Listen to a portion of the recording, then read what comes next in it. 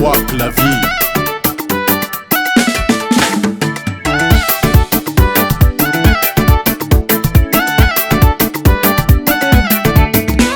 Chidiago za vulanginulu, chimitanga reke pa misulusulu. Karazambe avi mitika ngati lakuru, amyanga masiru charimbandisi reki na myako muru.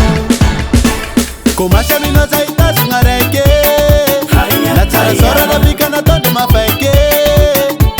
Chatok karafi chava kulamba, akuta mga tangu za meta kalukwa kanga. Atala kujabia mbela, ale kompa pasi mama la verite Fatima milela ko. Chilamba ko, falamba nako. Chilamba ko, falamba nako. Amina za itazi ngareki, amina za itazi ngareki. Chilamba ko, falamba nako. Chilamba ko, falamba nako. Amina za itazi ngareki, amina za itazi ngareki.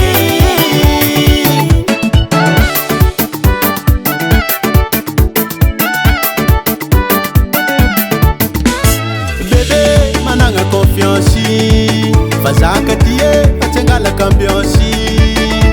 Chatokara friberi, fatokara di. Anganu mariage chiki, sora chande amnameri. Yara kishimi fangai, karala kandek fangai. Achikare mangeba karaseri sondek marimari. Oh, achekwe, jeulaga misemino matukisa batimenti fa akwe. Azamisi raisa na Atala kuja miambela, ale kompa pasi mama la verite Fatima milela ko.